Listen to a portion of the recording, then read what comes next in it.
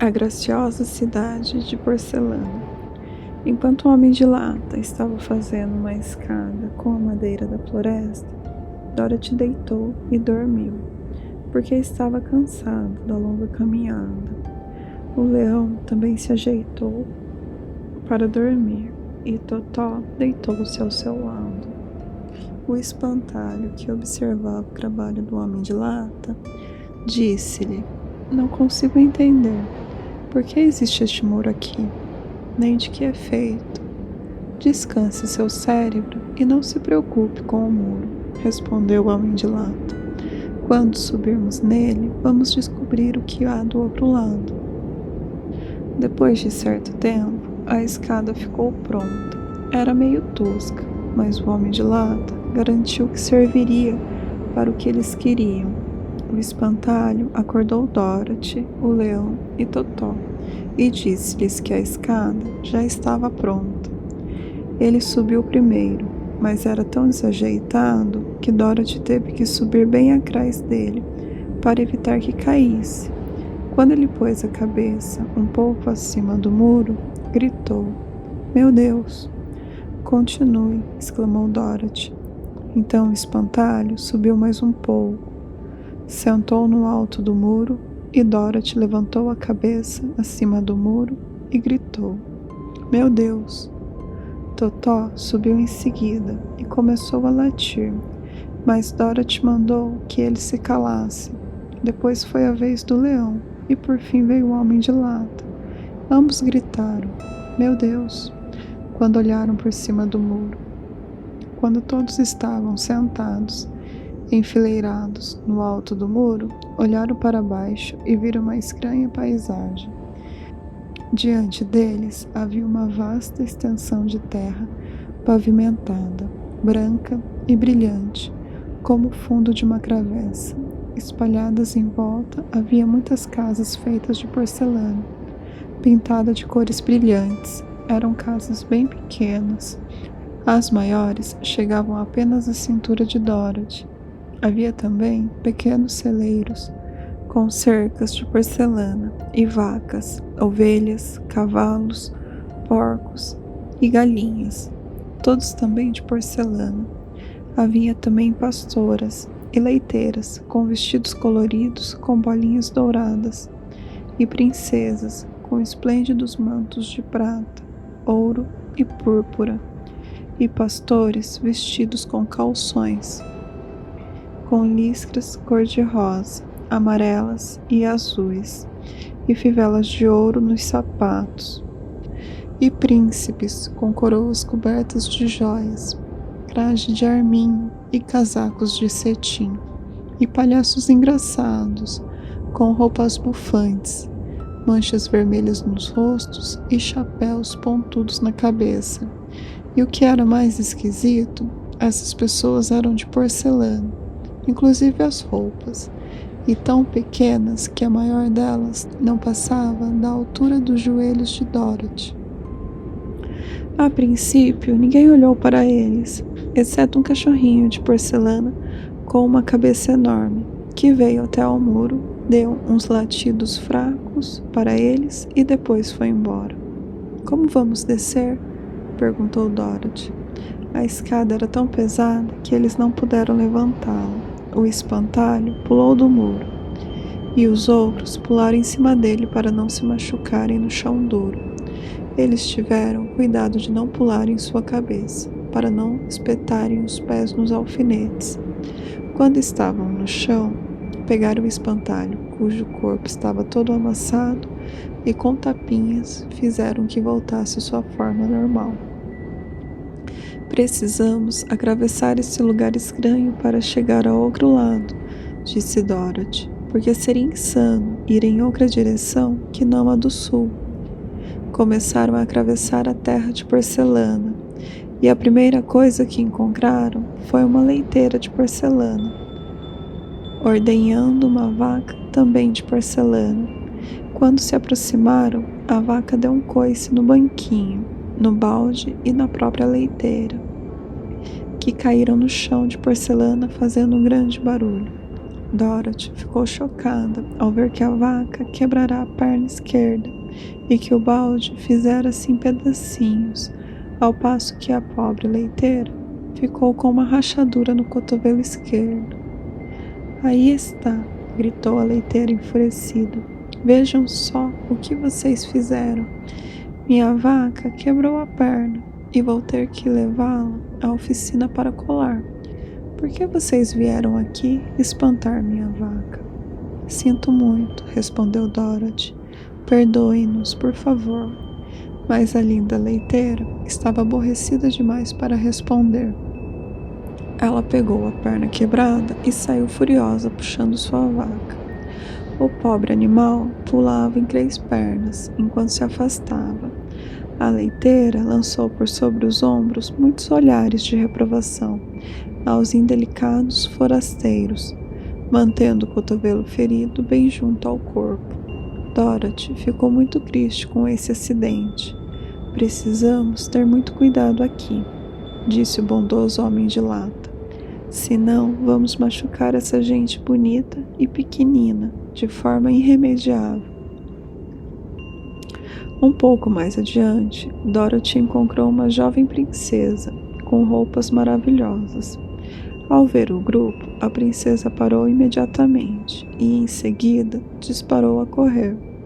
Dorothy queria ver a princesa melhor e correu atrás dela, mas a moça de porcelana gritou: "Não corra atrás de mim, não corra." Sua voz parecia tão assustada que Dorothy parou e disse: "Por quê?" "Por quê?", respondeu a princesa, que também tinha parado a uma boa distância. "Se eu correr, posso me quebrar." "Mas não pode ser consertada?", perguntou a menina. "Sim, mas a gente não fica bonita como antes do concerto", respondeu a princesa. "Acho que você tem razão", disse Dorothy. "O senhor gozador, um dos nossos palhaços", continuou a princesa de porcelana, "está sempre tentando equilibrar-se sobre a própria cabeça. Já se quebrou tantas vezes que está remendado em 100 lugares diferentes, o que não é nada bonito. Ele está vindo aqui e você vai ver." E de fato, um divertido palhacinho vinha andando em sua direção, e Dorothy pôde ver que, apesar de suas belas roupas vermelhas, amarelas e verdes, seu corpo era coberto de fendas que revelavam os inúmeros concertos que sofrera. O palhaço pôs as mãos nos bolsos e, depois de encher as bochechas de ar e bufar, começou a falar, balançando a cabeça insolentemente. "Minha bela senhora, que olhas de cima, com pouco respeito. És dura e altiva, comido um espeto." "Pare com isso", disse a princesa. "Você não está vendo que são estrangeiros e merecem ser tratados com respeito?" "Bem, isto é uma prova de respeito, espero", declarou o palhaço, e imediatamente equilibrou-se sobre a cabeça. "Não ligue para o senhor gozador", disse a princesa a Dorothy. "Ele quebrou tantas vezes a cabeça que ficou meio maluco." "Não me incomodo com ele nem um pouco", disse Dorothy, "mas você é tão linda que eu poderia vir a gostar muito de você. Não gostaria que eu a levasse para o Kansas e a colocasse na prateleira de tia Emma? Eu a carregaria na minha cesta." "Eu ficaria muito infeliz", respondeu a princesa de porcelana. "Sabe, aqui em nossa terra vivemos contentes e podemos falar e andar o quanto quisermos. Mas, quando qualquer um de nós é tirado daqui, as articulações endurecem e a única coisa que se pode fazer é ficar ereto e servir de enfeite.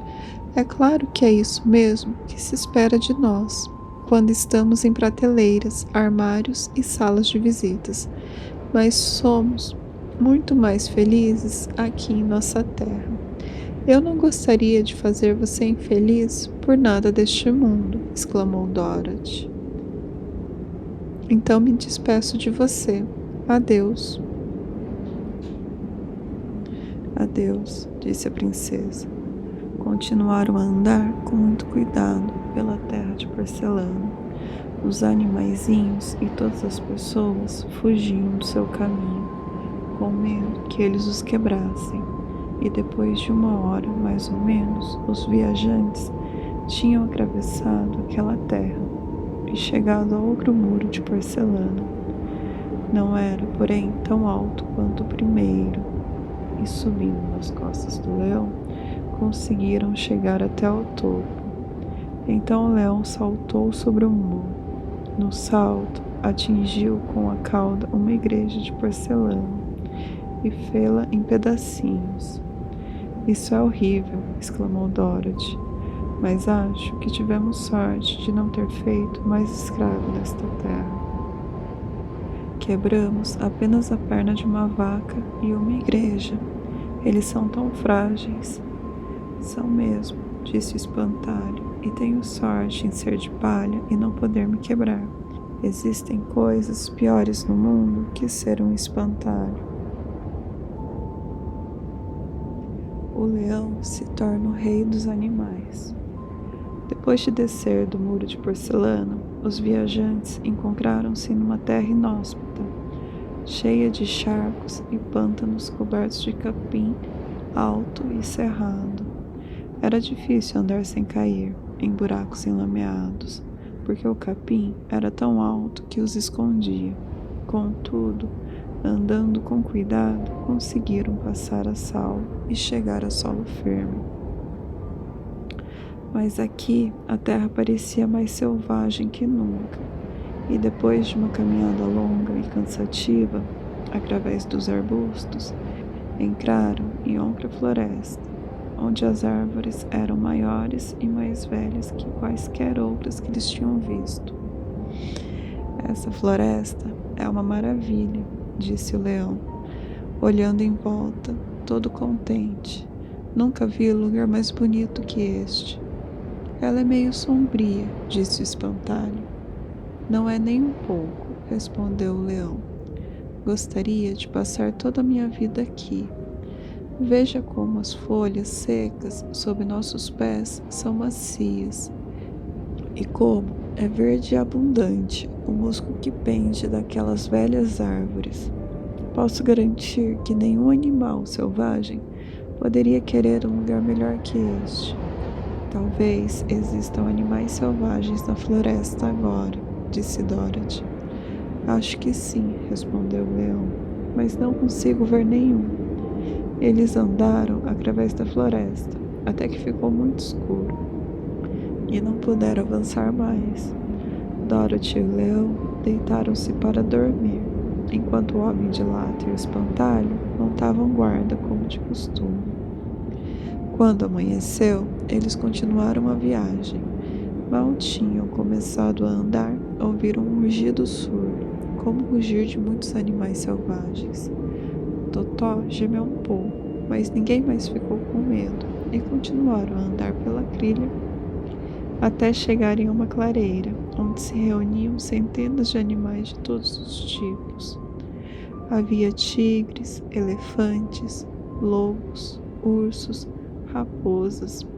Por um momento, Dorothy teve medo, mas o leão explicou que os animais estavam fazendo uma reunião e que, a julgar pelos rugidos e rosnados, eles estavam muito perturbados. Quando o leão falou, muitos animais o viram e imediatamente a grande assembleia se dissolveu, como por encanto.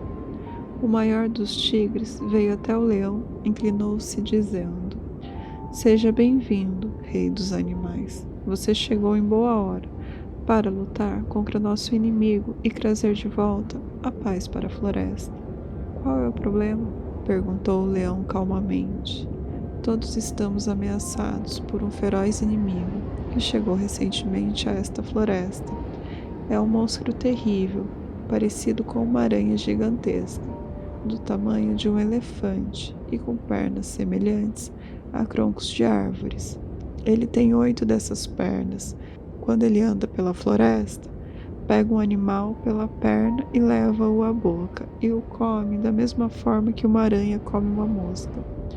Nenhum de nós está salvo enquanto viver essa criatura.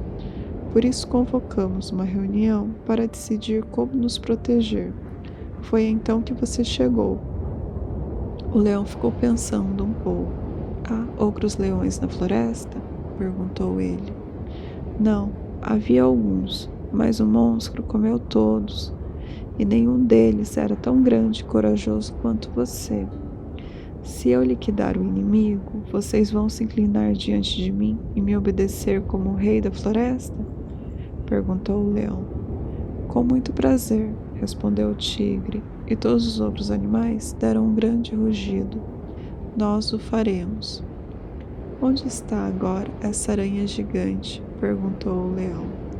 Lá entre os carvalhos, disse o tigre, apontando com uma pata dianteira. Cuidem bem desses meus amigos, disse o leão. Vou imediatamente lutar contra o monstro. Ele se despediu dos amigos e andou orgulhosamente rumo à batalha. A grande aranha estava dormindo quando o leão a encontrou. Era tão feia que ele torceu o focinho de repugnância. As pernas eram compridas como o tigre dissera, e o corpo coberto de pelo escuro e áspero. Tinha uma boca enorme, com uma fileira de dentes afiados, com uns 30 centímetros de comprimento, mas a cabeça unia-se ao corpo atarracado por um pescoço fino, como a cintura de uma vespa. Isso deu ao leão uma ideia sobre a melhor forma de atacar a criatura. Como era mais fácil atacar, enquanto o inimigo dormia, o leão deu um grande salto e caiu em cima do monstro. Depois, com um golpe de sua pesada pata, cheia de garras afiadas, arrancou a cabeça da aranha. Com um salto, desceu e ficou observando, até as longas pernas pararem de mexer. Viu, então, que estava morta. O leão voltou à clareira, onde os animais da floresta o esperavam, e disse orgulhosamente: Vocês não precisam mais temer o inimigo. Os animais inclinaram-se diante do leão, reconhecendo nele seu rei, e ele prometeu voltar para assumir seu reinado, tão logo Dorothy estivesse a caminho do Kansas. Terra dos Quadlings. Os 4 viajantes atravessaram em segurança o resto da floresta, e quando saíram de suas sombras, viram-se diante de um morro íngreme, coberto de alto a baixo com grandes blocos de rocha.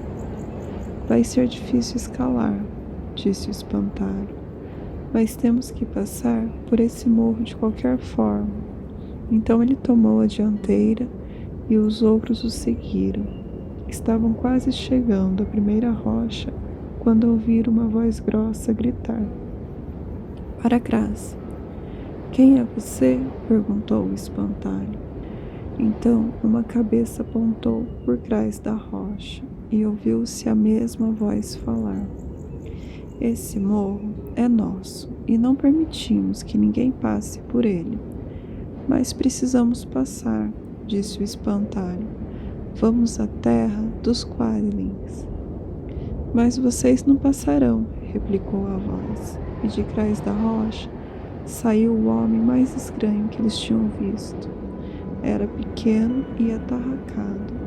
Tinha a cabeça grande, chata na parte de cima, plantada no pescoço grosso cheio de rugas. Mas ele não tinha braços. Vendo isso, o espantalho achou improvável que uma pessoa tão desarmada os impedisse de subir o morro. Falou então: Sinto muito não fazer como você quer, mas precisamos passar por seu morro, quer você queira, quer não. E avançou resolutamente. Rápida como um raio, a cabeça do homem pulou para a frente e o pescoço esticou até que a parte de cima da cabeça, que era chata, atingiu o espantalho.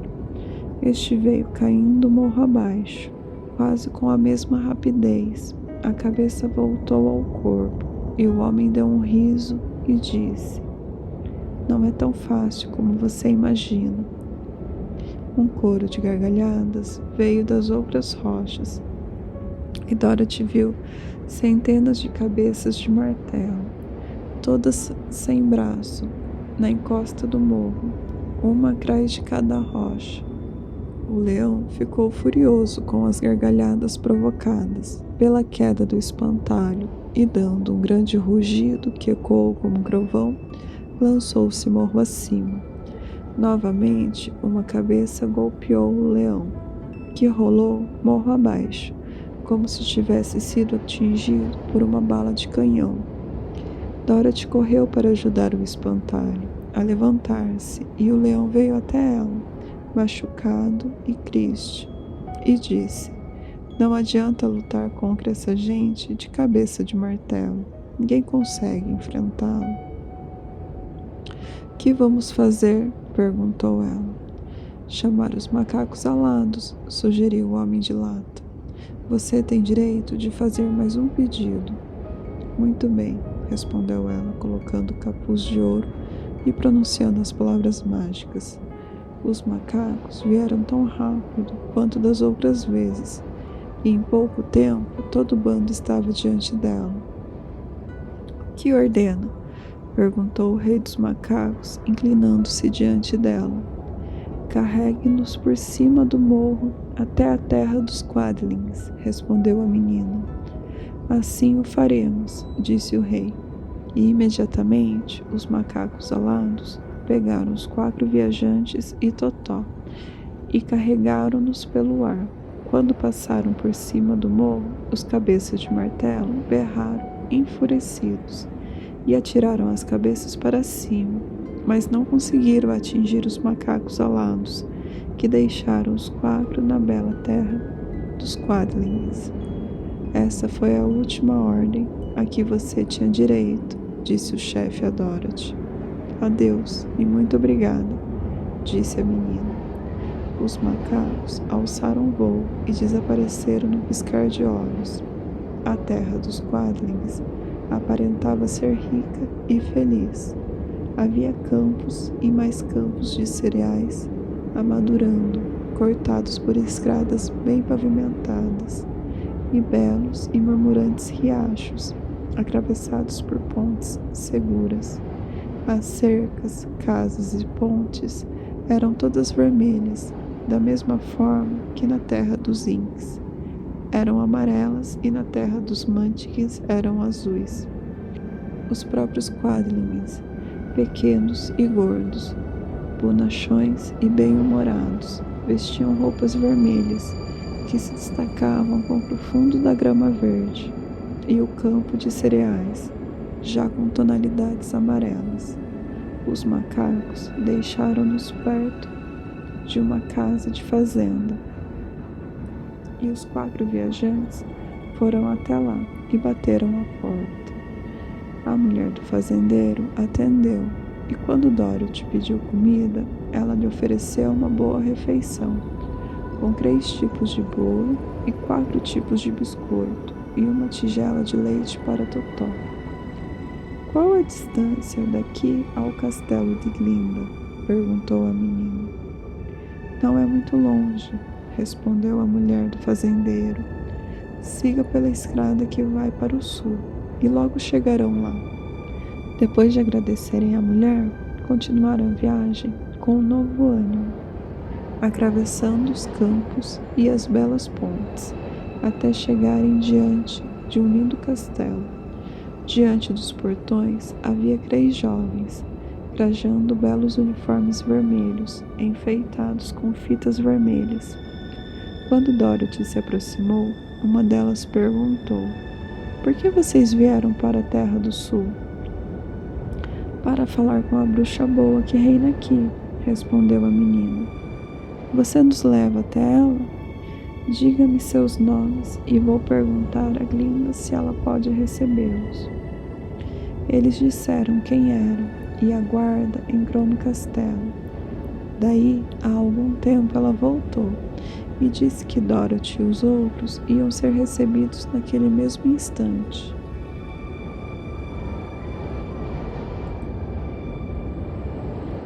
Glinda atende ao pedido de Dorothy. Antes de irem ver Glinda, porém, Foram conduzidos a um aposento do castelo, onde Dorothy lavou o rosto e penteou o cabelo. O leão sacudiu a poeira da chuva. O espantalho ajeitou as palhas do corpo da melhor maneira possível. E o homem de lata poliu seu corpo e pôs olhos nas juntas. Quando todos estavam apresentáveis, seguiram a guarda até a grande sala, onde a bruxa Glinda os esperava no crono de rubis. Ela lhes pareceu bela e jovem. Seus cabelos eram de um vermelho vivo e caíam em cascatas aneladas sobre os ombros. Seu vestido era branco e os olhos azuis. Ela olhou carinhosamente para a menina. — Que posso fazer por você, minha filha? Perguntou ela. Dorothy contou à bruxa toda a sua história, como Ciclone a levará à terra de Oz, como achará seus companheiros e as extraordinárias aventuras que viveram. Meu maior desejo agora, acrescentou ela, é voltar para o Kansas, porque certamente minha tia Emma está pensando que aconteceu alguma coisa terrível comigo, o que a fará usar luto, e a menos que a colheita deste ano tenha sido melhor que a do ano passado, tenho certeza que o tio Henrique não vai ter dinheiro para isso. Glinda inclinou-se e beijou o suave rosto da menina. Graças ao seu bondoso coração, vou poder ensinar-lhe o caminho do Kansas. E acrescentou, mas em troca, quero que você me dê o capuz de ouro. Combinado, exclamou Dorothy. Na verdade, ele não serve mais para mim mesmo. Quando ele for seu, você pode fazer 3 pedidos aos macacos alados. E acho que vou precisar dele justamente por 3 vezes, respondeu Glinda sorrindo. Dorothy deu-lhe o capuz de ouro e a bruxa disse ao espantalho: O que você vai fazer quando Dorothy for embora? Vou voltar à cidade de Esmeralda, respondeu ele, porque Oz me passou o governo da cidade e o povo gosta de mim. A única coisa que me incomoda é como vou conseguir atravessar o morro dos cabeças de martelo. Vou usar os poderes do capuz de ouro para ordenar aos macacos alados que o leve à cidade de Esmeralda. Seria uma vergonha privar o povo de tão extraordinário governante. Sou mesmo extraordinário? Perguntou o espantalho. Você é único, respondeu Glinda. E voltando-se para o homem de lata, perguntou: O que você vai fazer quando Dorothy for embora? Ele descansou um pouco o machado e disse: Os Inks foram muito gentis comigo e queriam que eu os governasse quando a bruxa malvada morreu. Gosto dos Inks e, se pudesse voltar para a Terra do Oeste, gostaria de governá-los para sempre. Minha segunda ordem aos macacos alados, disse Glinda, será para que eles o levem são e salvo à terra dos Inks. Seu cérebro pode não ser tão grande quanto o do espantalho, mas quando seu corpo está bem polido, você é mais brilhante do que ele, e tenho certeza de que você governará os Inks sabiamente e bem. Então a bruxa voltou-se para o grande peludo leão e perguntou: Quando Dorothy tiver voltado para casa, o que você pretende fazer? Do outro lado do morro dos cabeças de martelo, ele respondeu, há uma grande e velha floresta, e todos os animais que moram lá querem que eu seja seu rei. Se eu pudesse voltar para a floresta, iria ficar muito feliz de passar o resto da vida lá. Minha terceira ordem aos macacos alados, disse Glinda, será para que o levem à sua floresta. Então, depois de usar os poderes do capuz de ouro, vou presentear com ele o rei dos macacos, para que ele e todo o seu bando fiquem livres para sempre. O espantalho, o homem de lata e o leão agradeceram a bruxa boa pela sua generosidade. E Dorothy exclamou: "Você é tão boa quanto bonita, mas ainda não me falou como poderei voltar ao Kansas. Seus sapatos de prata vão transportá-la por cima do deserto", respondeu Glinda. "Se você soubesse de seus poderes mágicos, poderia ter voltado para o Kansas no mesmo dia em que chegou a esta terra." "Mas se assim fosse, eu não teria conseguido meu maravilhoso cérebro", exclamou o espantalho. "Eu iria passar minha vida inteira no milharal, e eu não teria meu maravilhoso coração", disse o homem de lata. "Iria ficar na floresta e enferrujar até o fim do mundo." "E eu continuaria medroso", disse o leão, "e nenhum animal da floresta teria uma palavra amiga para me dizer." "Tudo isso é verdade", disse Dorothy, "e estou contente de ter sido útil a esses bons amigos.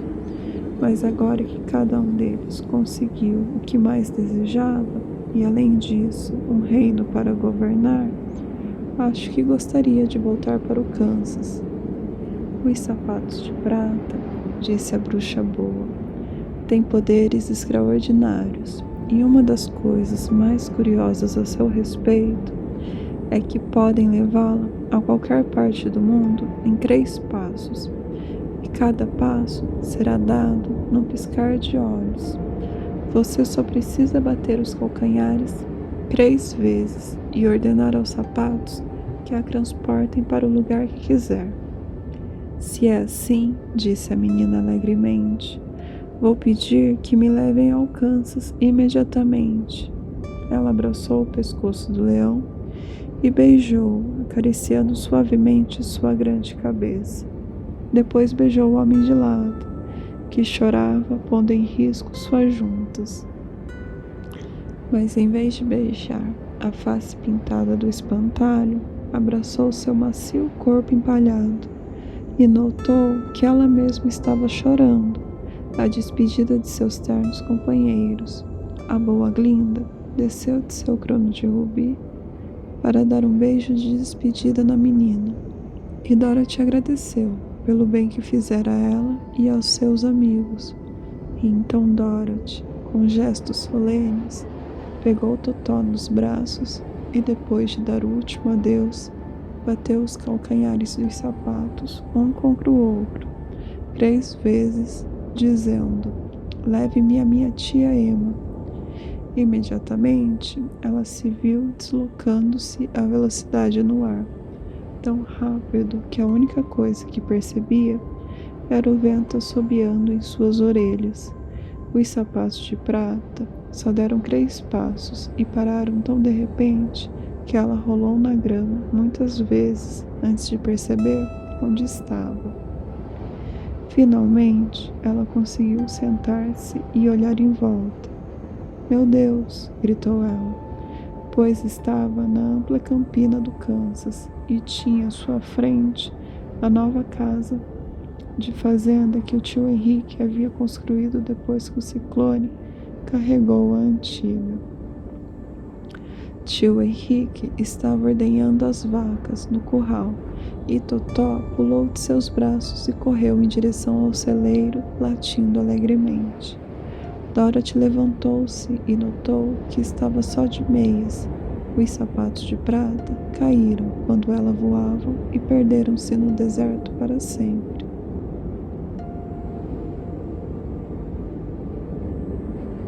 De volta à casa. Tia Emma acabara de sair de casa para aguar os repolhos quando levantou os olhos e viu Dorothy correndo em sua direção.